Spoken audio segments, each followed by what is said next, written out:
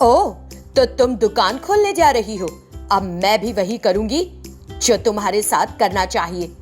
तुम मेरी बेटी से आगे निकलने की सोच रही हो, मैं भी देखती हूँ। श्यामला गुस्से में वापस चली गई।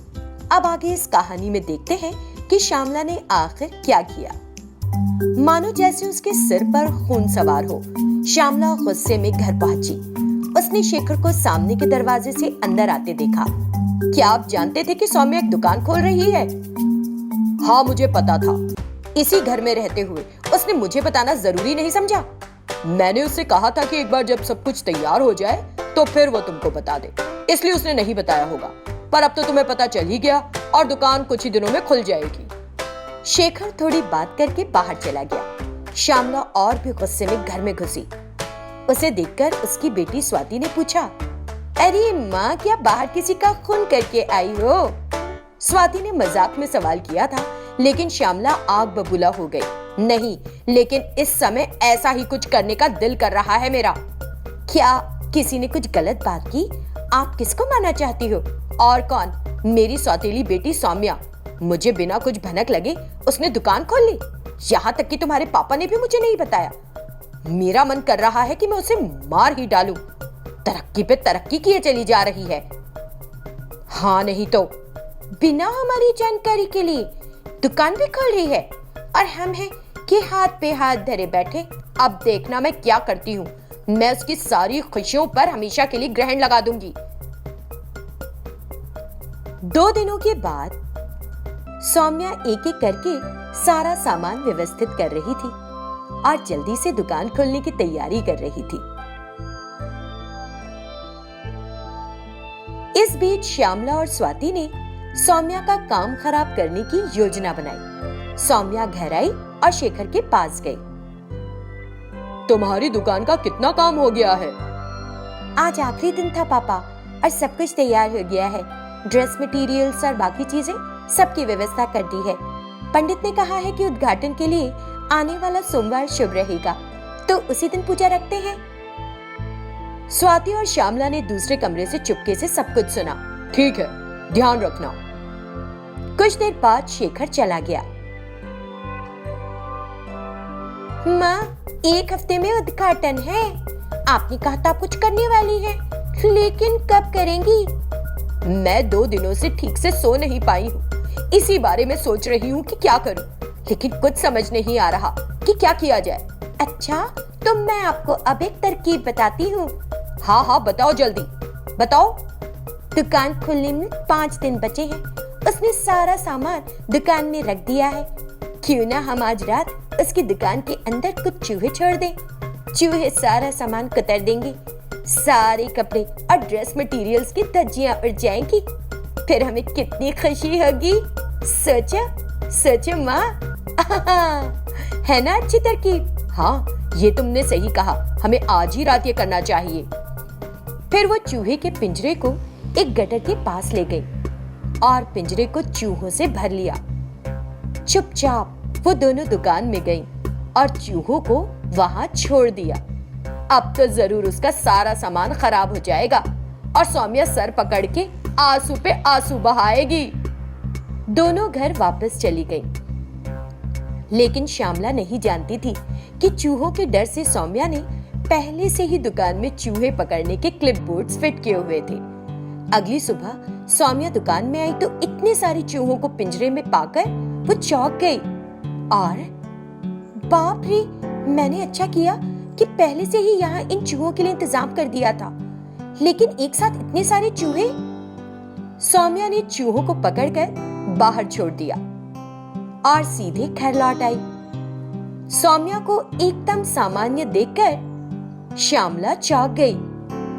स्वाति बोली, ये क्या माँ, ये तो बिल्कुल शांत है, जैसे कि कुछ हुआ ही नहीं। हाँ, मुझे भी समझ नहीं आ रहा। लगता है कि चूहों ने दुकान में कुछ भी नुकसान नहीं पहुंचाया। तुमने क्या घटिया तरकीब बताई, कुछ काम नहीं हो सका हमारा।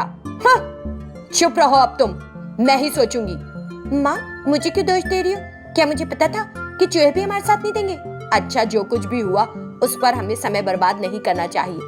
3 दिन में दुकान खुलने वाली है उसकी। सोचते हैं कि इसे कैसे रोका जाए। इस तरह 2 दिन बीत चुके थे। पापा, कल दुकान का उद्घाटन है। अगर आप मेरे साथ दुकान पर होंगे तो मुझे मदद मिलेगी बहुत। ठीक है, चलो चलते हैं। दोनों दुकान के लिए निकल गए। ये तो बड़ी अच्छी तरह अपना काम पूरा कर रही है। क्या करूं मैं, समझ नहीं आ रहा। माँ, आपने कल की खबर देखी? शॉर्ट सर्किट होने से एक दुकान पूरी की पूरी जल गई। क्यों ना हम भी कुछ ऐसा ही करें? हाँ, इस बार अच्छी तरकीब है। अगर ये तरकीब हमें पहले पता होती तो अब तक दुकान जल चुकी होती। अब भी देर नहीं हुई है।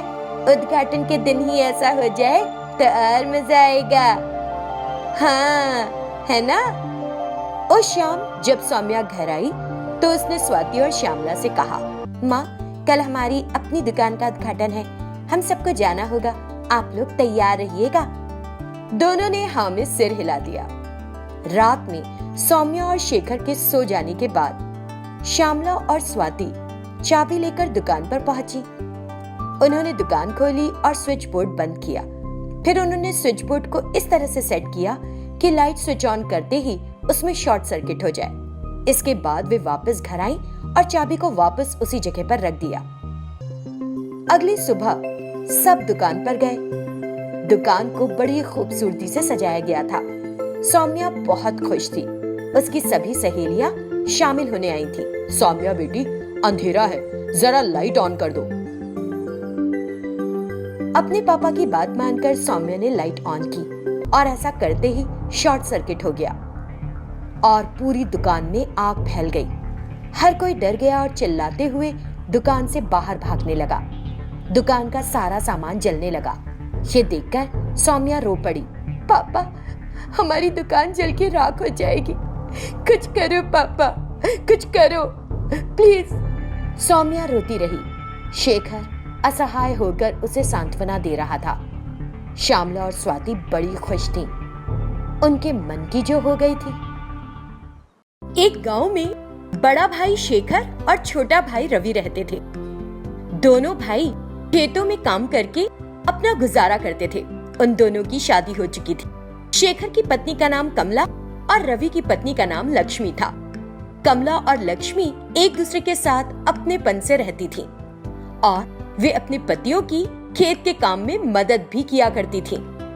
एक दिन दोनों देवरानी जेठानी खेत में काम करके थक कर घर लौटी।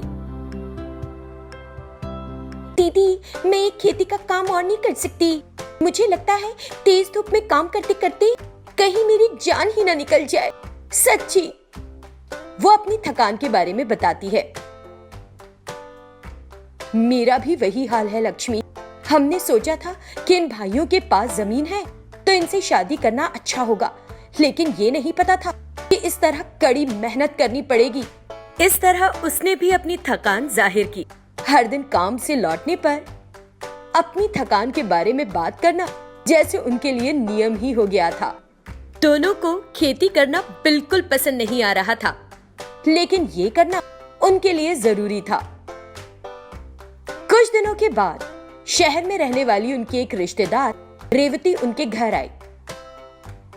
कैसी हो रेवती? मैं तो अच्छी हूँ, आप कैसी हैं? हम तो बस ऐसे ही हैं। देखो, अभी अभी हम अपने खेत पर काम करके लौटे हैं। आप दोनों बहुत दुबला गई हो।